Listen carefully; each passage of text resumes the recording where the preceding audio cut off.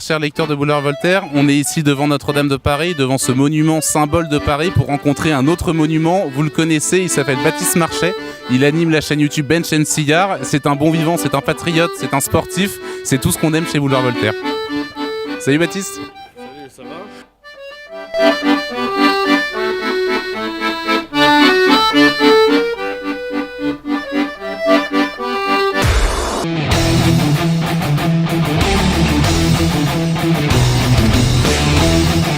Il y a 2 ans, la cathédrale de Notre-Dame de Paris a pris feu. Et ça, généralement, c'est une date dont on se souvient. Vous, où est-ce que vous étiez le soir de l'incendie de la cathédrale ?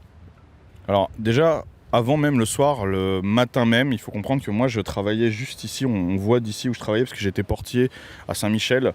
Et donc en fait j'ai fini ma nuit et je suis parti le matin avec la cathédrale juste à côté de moi. Je travaillais vraiment à 200 mètres d'ici. Et c'est vrai qu'après coup, je me suis dit le soir même, putain mais est-ce que ce matin c'était la dernière fois que je voyais Notre-Dame ? Pour les croyants, c'est l'écrin qui protégeait le Christ. Pour les amoureux de l'architecture, c'était un joyau qui s'en allait. Pour les Français, c'était un symbole. Pour vous, qu'est-ce qui a brûlé ce soir-là ? Un peu tout ça, je pense. C'est un peu tout ça. Hélas, ça a été... Oui, c'est... En fait, c'est un morceau d'histoire qui brûle. Et là, c'est un peu l'auto-da-fé, quoi. C'est... En fait, on savait pas où l'incendie allait s'arrêter, quoi. Est-ce qu'il allait juste plus avoir de Notre-Dame ? C'était impensable, quoi. Pour nous, on est né avec, on mourra avec. Ça devait être... En fait, on se posait même pas la question, quoi. Donc non, ça a été... C'est tout un pan d'histoire qui a brûlé. C'est un symbole de ce que la France avait de grandiose et un petit peu de ce qu'elle a perdu aujourd'hui. Donc c'est vrai que pour des nostalgiques comme nous, on se rattache un peu à ce genre de morceaux, on s'y rattache en se disant non, pour se rappeler que la France c'est quelque chose qui est merveilleux. Donc c'est vrai que quand on nous en arrache un bout, c'est percutant. Baptiste, votre chaîne YouTube Bench and Cigare, elle compte 130 000 abonnés. C'est ça qui est assez fascinant, c'est que vous êtes champion d'Europe du développé couché, vous êtes un amateur de cigares, de bonne chair, de plein de choses. C'est quoi votre identité en fait de marque ? Voilà, je pense que je suis français déjà, ça fait une grosse part de mon identité. Après, moi, très souvent, quand on me demande de définir la chaîne, je pense que l'adjectif qui lui correspond le plus, c'est décomplexé. Je pense que je suis décomplexé de ce que je suis, je me montre tel que je suis, sans personnage, sans rien, et sans me censurer. Et en fait, il y a beaucoup de gens qui ont besoin de ça. Aujourd'hui, les hommes notamment, ils sont extrêmement complexés de tout, on les complexe de tout. Et en fait, quand ils voient quelqu'un qui s'assume pleinement dans des choses qui sont finalement entièrement normales, quoi, ça les fait souffler un peu, quoi. Vous, la féminisation de la société, tout ça, c'est des concepts qui vous parlent ? Ça me parle, oui, ça me fait chier, quoi, c'est sûr, évidemment, ça me parle, je le vois bien. Et donc justement, je pense que c'est en partie responsable de beaucoup de mots, parce qu'en fait, derrière le mot féminisation, il y a beaucoup de choses qui découlent de ça, et en vérité, je pense que même en termes de conscience politique, en termes de gestion familiale, en termes de gestion de la sûreté des gens, de la réaction des Français vis-à-vis des autres, etc., tout ça, en fait, finalement, il y a une féminisation de tout ça, quoi. Et vous êtes passé du sport de haut niveau à youtubeur, enfin vous êtes toujours sportif de haut niveau, mais à youtubeur pour promouvoir un peu toutes ces valeurs-là ensemble, quoi. À la base, non. À la base, non. En fait, c'est un peu une conséquence de tout ça. C'est-à-dire qu'en fait, moi, j'ai une société de coaching à côté. Je fais de la préparation physique et je prépare et des gens du quotidien et puis aussi des athlètes pour de la compétition. Et en fait, j'avais Instagram. J'étais connu, on va dire, dans le microcosme de ce sport. Et sur Instagram, je proposais un petit peu ce qu'on appelle du lifestyle, quoi, en fait, de l'art de vivre, tout simplement. Et c'est vrai que ça prenait, les gens aimaient bien. J'avais un taux de conversion intéressant sur mes coachings. Je me suis dit, allez, autant essayer de faire ça sur YouTube avec un petit peu plus d'audience, en leur proposant le même contenu et puis avec un peu mieux de meilleure qualité que ce qu'on peut proposer sur Instagram. Et puis si ça prend un petit peu, c'est cool, ça me ferait une meilleure clientèle. À la base, c'était vraiment ça. Donc je me suis montré tel que j'étais, tel que ce que je montrais sur Instagram, mais juste avec plus de moyens, avec des concepts un petit peu plus définis. Et puis nous, notre but, c'était d'avoir 10 000 abonnés. Donc en fait, très vite, c'est parti en flèche et on a mesuré l'importance de ce que c'était en train de prendre. Et là, on s'est dit, il faut qu'on soit au niveau des attentes des gens. Donc du coup, on a commencé à investir plus, à essayer de produire plus. Et une chose en entraînant une autre, je suis devenu youtubeur un petit peu à mes dépens, quoi. Ce qui est assez marrant quand on regarde les youtubeurs sportifs, toute la mode justement, parce qu'avec Instagram, etc., le but c'est d'afficher des corps de rêve. Vous, en fait, vous arrivez, vous cassez un petit peu justement les codes de la muscu que j'ai envie d'appeler esthétique, entre guillemets. En fait, vous n'êtes pas du tout dans les canons, dans les canons de beauté, c'est pas une insulte, de l'époque. C'est vrai, mais après ça, c'est pas de mon fait, en fait, c'est vraiment ma discipline qui veut ça. Et en vérité, c'est très ancien, ça m'est bien antérieur. Je pense qu'il y a plein de gens, tout à l'heure vous parliez qu'est-ce que les gens faisaient en 80, etc. À l'époque, de l'haltéro, c'était l'haltérophilie, vous aviez l'URSS qui concourait avec des athlètes qui étaient hors normes, etc., qui étaient vraiment pas dans des canons esthétiques. Les sports de force depuis le début du XXe siècle, et puis médiatisé, on va dire, depuis les années 60, ça a toujours été ce genre de corps, c'est-à-dire des corps qui sont optimisés pour être des leviers de force, tout simplement, et donc pas pour se balader en maillot de bain. Je pense que c'est juste que les gens, par mon biais, ont découvert cet univers, parce qu'en France, il n'était pas extrêmement médiatisé, mais j'ai rien inventé, quoi. Il y a une vidéo qu'on va montrer aux téléspectateurs parce qu'elle s'est passée dans Touche pas à mon poste, émission de Cyril Hanouna, extrait que vous allez regarder maintenant. Non mais déjà arrêtez d'inventer des mots tout le temps, c'est pas possible. Des zoonoses qui sont écus des camps de la mort. Si on est masqué aujourd'hui, tous les scientifiques le disent, parce que l'Holocauste déborde. Mais arrêtez de dire Holocauste à tout bout de champ, c'est pas possible, fermez-la 2 minutes. D'infection, de mutilation. Mais oui. Ils sont malades, ils meurent. 40% des individus meurent dans les Vous êtes en train d'enterrer votre combat. Vous êtes en train d'enterrer votre combat là. Je m'en fous.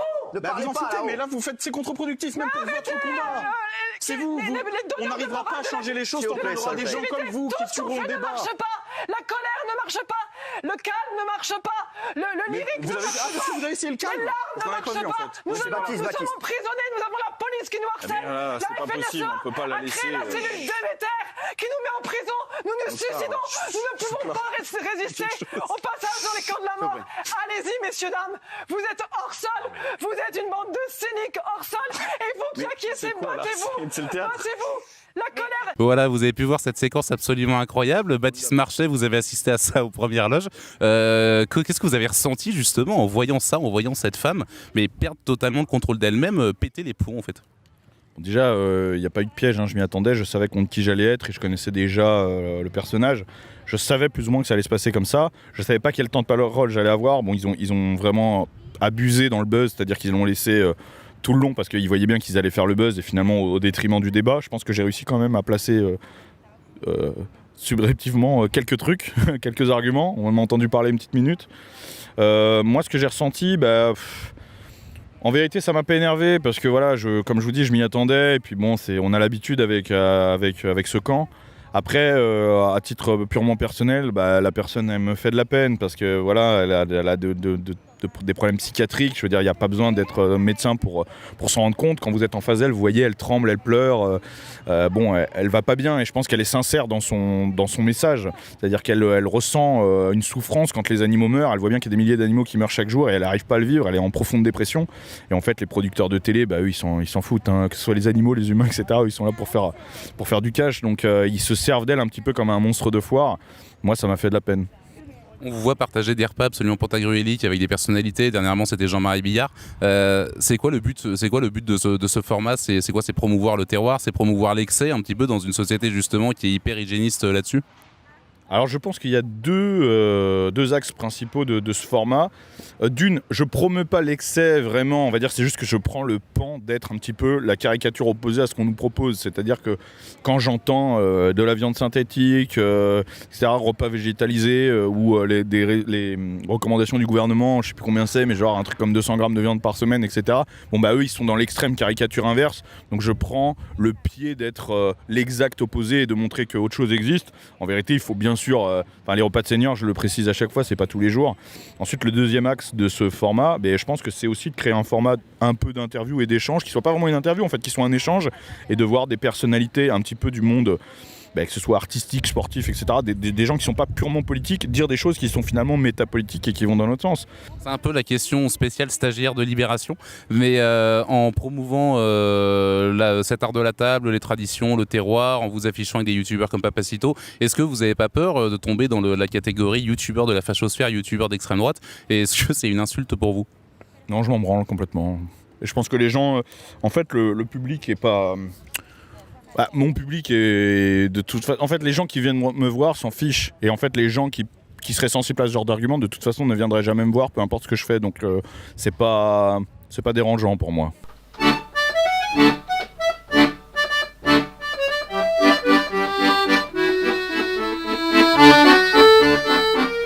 Il y a beaucoup de Français qui sont comme moi, il y a beaucoup de Français qui sont comme nous en fait, qui partagent ce genre de valeurs et qui n'ont pas forcément de tribune, qui ne sont pas forcément mis à l'image, etc., ou mis à l'honneur. Sur Bench & Cigar, c'est un petit peu leur moment à eux. Et tu sais qu'il y y a une grande partie de mon public qui m'écrit pour me dire qu'ils trouvaient pas ce qui leur plaisait sur YouTube avant. Bah ça me fait plaisir, tu vois. Quand j'ai les stats YouTube, le premier truc que je regarde, c'est la partie de ma communauté qui a regardé les vidéos. Avant de voir les gens que ça a touché, avant de voir tout ça, je regarde, je me dis, est-ce que les gens qui me suivent et qui eux ont pas forcément d'autres choses qui leur plaisent, est-ce que ça leur a plu? Et quand ça leur a plu, bah ça me fait plaisir, quoi. Alors du coup, Baptiste, est-ce que vous pouvez nous expliquer en quelques mots comment vous en êtes arrivé là? C'est quoi un peu votre parcours de vie? Alors moi, donc à la base, je suis sportif de haut niveau. C'est-à-dire que je fais du développé couché en compétition depuis 2013. Donc moi j'ai vraiment un parcours de sportif, de jeune qui a été très intéressé par ce sport. J'ai essayé, j'ai tout de suite eu une visée de devenir pro et de concourir à haut niveau. Donc pour ça il a fallu mettre une stratégie en place parce que comme c'est un sport qui est très peu médiatisé, il fallait que je puisse vivre quand même, faire de l'argent. Moi je viens d'une famille modeste, donc ils ne pouvaient pas m'assumer. Donc il fallait que je travaille, etc. Et alors en bossant, tu peux pas non plus concourir, tu vois, tu peux pas bosser la journée et t'entraîner. C'est un sport qui demande, comme tous les sports de haut niveau, en fait, arriver à haut niveau, il te faut du temps de récupération. Il faut vraiment que tu sois apte à concourir. Donc il fallait un boulot qui prenne pas trop de temps, qui puisse me permettre de faire mon beurre quand même. Bon, j'avais des bras, pas de diplôme, parce que moi j'étais jusqu'au bac, tu vois, donc je me suis dirigé vers la sécurité. Et puis avec des contacts, etc., j'ai commencé à travailler en porte de boîte. Ça me permettait de bosser que le week-end. Et à côté de me développer la semaine, de m'entraîner, d'aller à des compétitions, tout ça. Ce qui explique pourquoi Anne Hidalgo est toujours maire de Paris, en fait. Il y a un deuxième problème à Paris aussi, c'est que à Paris, c'est les Parisiens qui votent, mais c'est les banlieusards qui y travaillent. Tu vois? Donc en fait, par exemple, genre sur le problème des voitures, etc., en fait, les Parisiens te répètent en permanence « il n'y a pas besoin de voiture à Paris ». Bah non, c'est sûr, parce que tu habites à Paris. Mais en fait, quand tu fais venir un plombier, il va pas ramener ses caisses à outils sur une trottinette électrique, tu vois. Donc moi, j'habite dans le Val d'Oise. Pour venir ici en transport, il me faudrait 1h45, je mets 40 minutes en bagnole. Donc je vais pas venir en transport, parce que ça pue la merde et que ça met 3 plombes. Je vais pas venir en trottinette électrique ou en vélo. Les mecs se font livrer en permanence des trucs sur Amazon. Le mec va pas leur livrer leur colis en Vélib en tenant le colis comme ça, tu vois. Donc c'est ça, il y a un vrai problème entre les gens qui vivent la réalité et les gens qui prennent les décisions, et c'est clair. T'avais un adjoint au maire de Paris d'ailleurs qui s'était extasié devant des ouvriers qui trimballaient de la marchandise à vélo.